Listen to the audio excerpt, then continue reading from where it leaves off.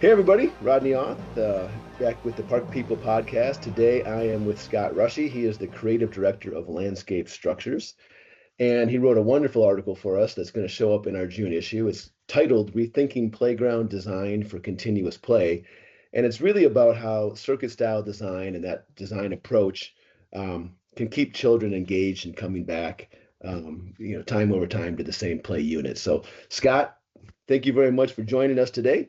How are you? I'm good. Thanks for having me. And yeah, it's an exciting topic to think that how play just continues to evolve. So I'm excited to talk about all things circuit. All right, all right. Well, I think I understand. Let's start at the beginning. I think I understand what a circuit is, right? Anybody who's done circuit training or would can probably make an application there, but we're talking about something a little different. What what does it look like from a 30,000 foot view? And then we can drill down into how you maybe choose what components go into those circuits. I'm sure they're all slightly different for different age groups and whatnot. And kind of like how do we bring this, if somebody wants to bring this idea to their park, how does that work? So let's start at Yeah. the beginning with, what is this thing? Yeah. So actually it's the basis of the founding of landscape structures. Steve King, who is the co-founder of landscape structures, landscape architect. And he saw in the 60s that playgrounds were all these disparate pieces, right? You had a slide by itself, you had monkey bars by themselves, you had all these elements that were all singular experiences. And he saw this opportunity to I how do guess that is we right. Yeah, I'm thinking like yeah, older in the metal slide days and whatever. exactly. They were spaced a little bit around. They weren't always super far apart, but they weren't literally in the same place. Yeah, so his Yeah. senior thesis at Iowa State was taking those elements and actually connecting them to create more of that idea of I can move from one element to the next element. And that truly was the birth of what we call continuous play, which is really circuitry, Hmm. and has just continued to evolve from more of the linear idea of what a circuit can look like, right? I go from point A to point B to point C. And where we've really started to rethink it is to move it away from just that linear ABC to also the X, Y, and Z, right? To move it from how do I go from ground up, to a tall tower? How do I go from left to right to down to up? Making it more of a three-dimensional circuit. Hmm. And really, what it's all about is just creating opportunities for kids to be able to choose their own paths as they move through a built environment of a playground. Right.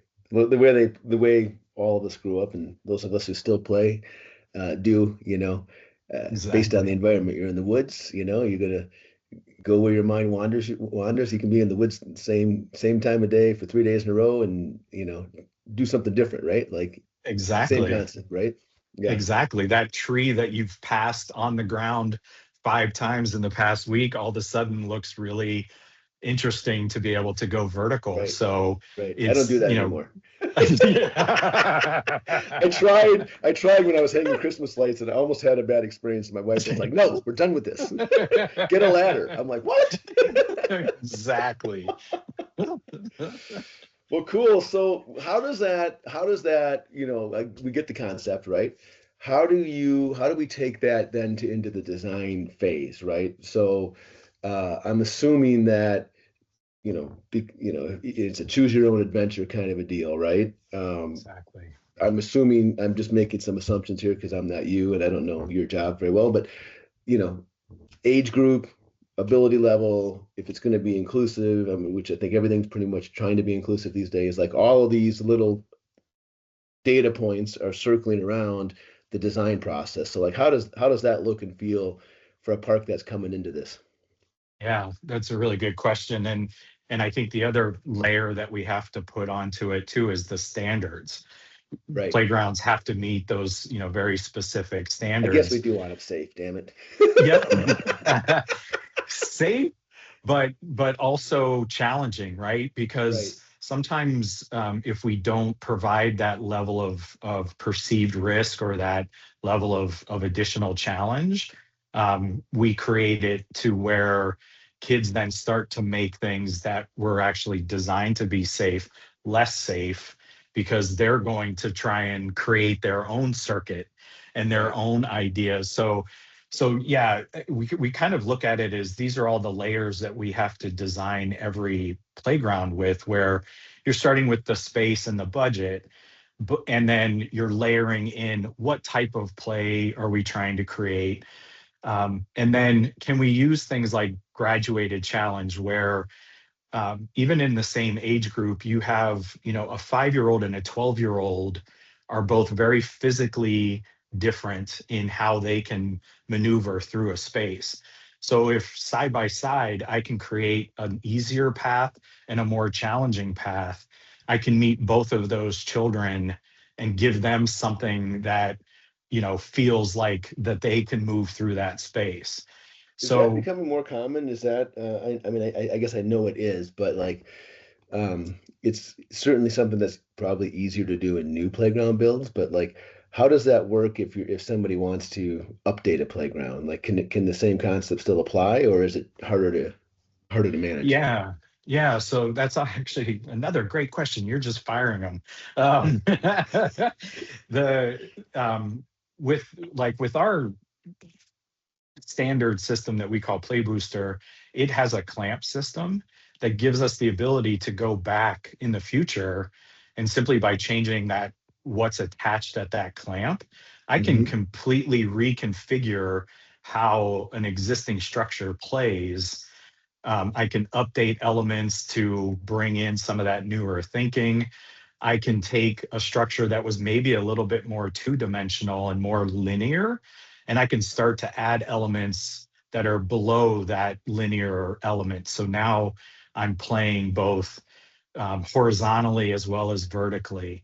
Those kinds of things, and we're seeing more of that, right? From a budget standpoint, if I've got a perfectly good structure, but maybe it just feels a little dated, or it needs just a little bit of a refresh, or there's new slides, there's new swinging elements or spinning elements. If I can take that existing structure and update it and give it that new life, then I'm saving dollars, but I'm injecting all of this Right. new life into it.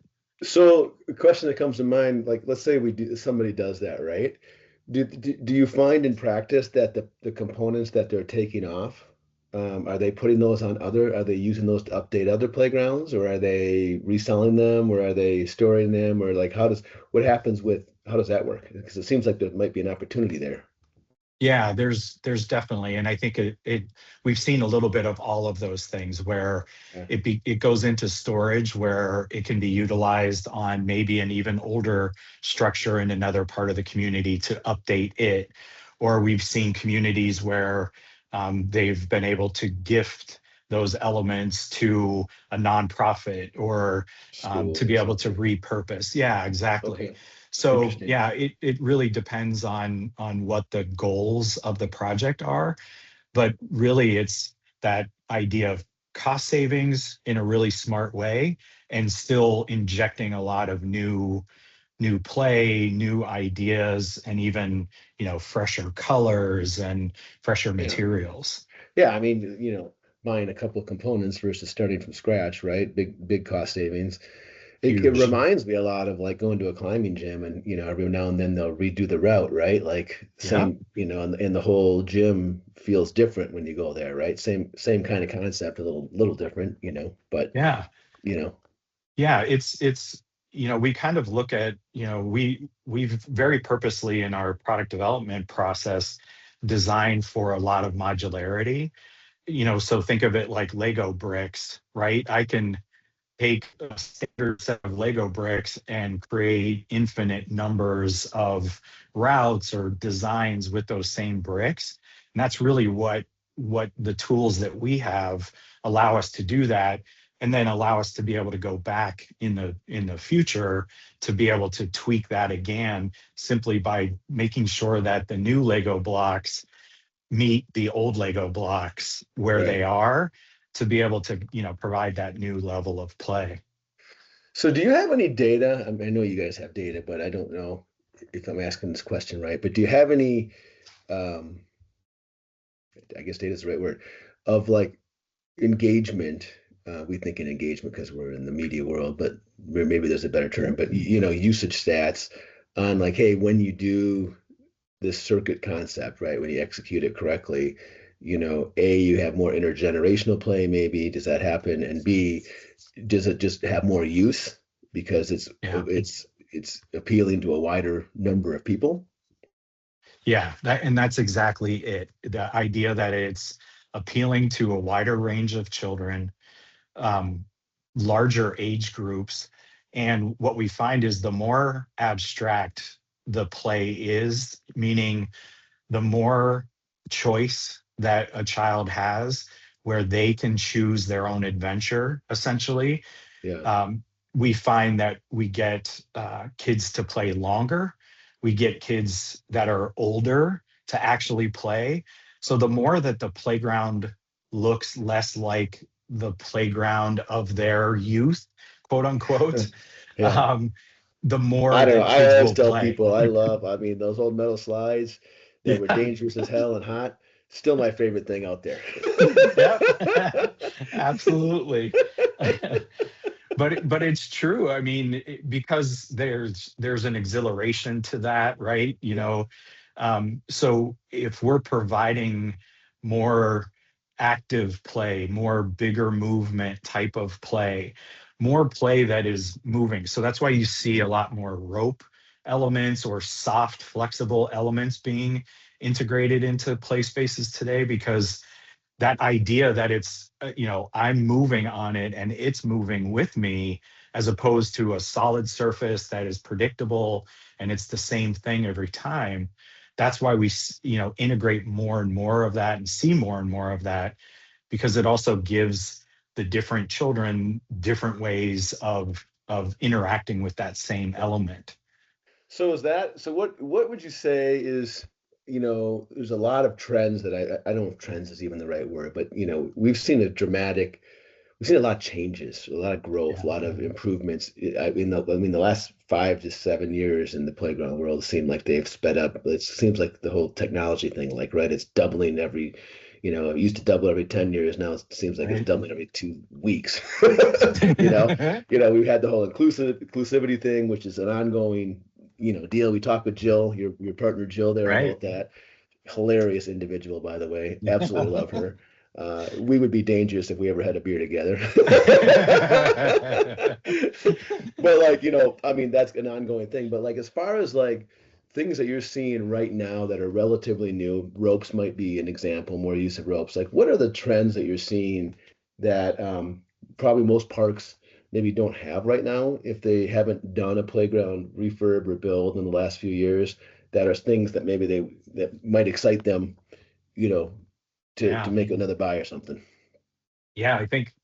I think probably one of the biggest things that we see in our design team internally here works on 2,500 to 3,000 drawings a year. So Wow. we have a lot of data on what customers are looking for and asking for. And Hmm. probably the number one thing is topography. And how can I integrate a hill element or hillside slides, or can I use a hill Oh, are to you saying not just flat ground? You're saying how do we make the playground more by dimensional? convention? Oh, Yep. interesting. Interesting. Yeah. So bringing dimension in, right? That vertical dimension, both on the structure itself, but using a hill element to connect to that play structure. Now, when we're talking about inclusion, I'm now potentially bringing a child in that might be a mobility device user onto a structure that's already 6 feet off the ground, and Yeah. totally changing their perspective of having to look up at everything from a chair to now I'm Uh, looking down. And Yeah. so that paradigm of verticality in play, through the use of topography, or the taller towers that we're seeing, all of that is about creating better circuitry. It's about creating more perceived risk or perceived danger, and Right. even more about just giving older kids, especially, that thrill of accomplishment of, yeah, I'm 20 feet in the air, Right. and without mom or dad having to worry about, I'm 20 feet in the air in the Yeah. tree, right? Right. I'm 20 Right. feet in the air, but I'm contained in this amazing tower. And then I've got this 20-foot slide ride that I get to do at the end of it, right? And then do it all over again. So those are And kind the of the funny thing big about things. that, or I'm sorry to cut you off. The amazing thing about No. that is that we see in a lot of really good design, and it's not just in playgrounds, when you can change people's perspective, like when they can see things from a different viewpoint, and I mean physically see things from a different viewpoint, Yeah. not like emotional perspectives. Like a simple thing here in our town, we built a public boardwalk on our marina, right? And now people can go out in the middle of the lake and look back at town. Yeah. Unbelievable. I mean, they're only 100 or 200 feet out in the water, but that little bit of change, they could Yeah. do a 360 spin on that dock and they can see everything from the water. Maybe they don't have a boat, maybe they don't get on the water often. It is unbelievable how Yeah. many people use that just for that purpose, just for a Yep. change of the visual perspective. And I can It's a imagine same thing with you Yeah. guys. Yeah. Yeah, it's amazing. And that, especially when you take into that inclusive piece, again, that child that, has maybe had to look up to everything their entire lives, if, Right. if they're in a wheelchair or some kind of a mobility device, bringing them onto a playground structure, 6 or 8 feet in the air, that is game changing, because now, their world and their perspectives change.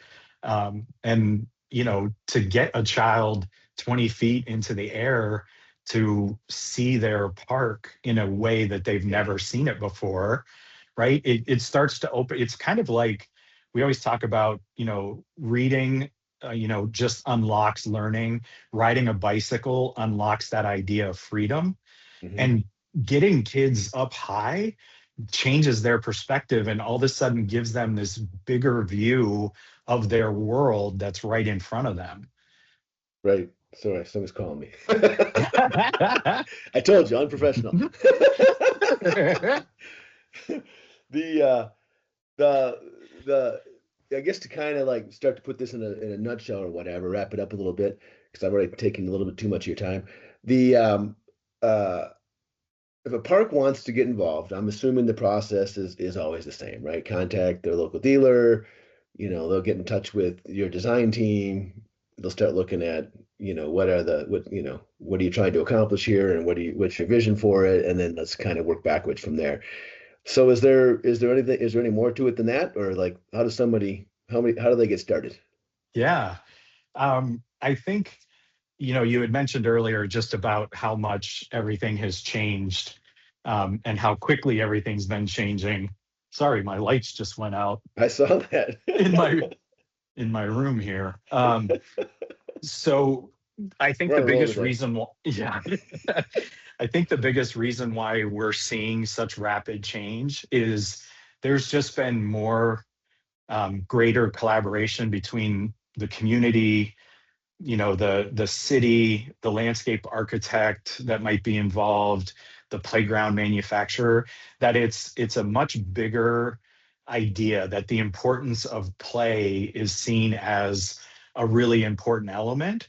So there's just been greater, um, what's the word, just like an overall respect for a process of truly wanting to understand what the community needs are, and, being able to bring the best forward that the budget and space allows for. And so that it doesn't mean it has to be like a destination playground to be able to do that. Right. It's working with the local representative that, might actually live in that community, that, knows that community really well, to be able to help bring that additional perspective to the process. But, really making sure that we're trying to provide the greatest play value for that project regardless. And when we talk about things like inclusion, that's just one of the layers that we all automatically even just put on a project, even if it's not being asked for, just because we know that the more you make it for as many kids as possible, the more it's going to have a positive impact in that community. So I just think there's this greater respect and desire to bring forth the best play possible. So collaborating and working together, and I think is why we've seen such an acceleration in the quality of play spaces around the country. I agree. Someday we're going to have another discussion about the creative process, because collaboration I've seen can also kill a lot of creativity. Yeah. Not necessarily the way you're talking about it, right? Like you're talking about what let's nail down what the needs of this playground are, and then the creative process can start as far how we're going Yes. to deliver that creatively. But I've also seen the collaboration process turn into Too many as a creative cooks. individual myself, Yeah. I will accept other people's opinions and ideas, but I will also routinely reject them because that's not fun. I And would it, be it horrible can at your be job because I'd be like, we don't need anybody's opinion but mine. and it can be the too many cooks in the kitchen can Yeah. create a little bit of a challenge for sure. But I honestly feel like the fact that we're seeing better and better experiences because everybody's bringing their own lens Right. to the process, but also there's just a shared belief that play is important and outdoor spaces and parks are so important that we're all trying to bring the best things, to those projects. And it's such a fun thing. Anyway, Yeah, you're starting from something that's fun and you're trying to make it more fun. I was going to say funner, exactly. which is not a word, but I love that word. So last question for you, because I know we're already over time, so thanks for your patience. Is there, as the expert, is there anything we should have, that if you were me, that I should have asked you that I didn't? Because, I'm not the smartest person here, so it's up to you. Cover our butts.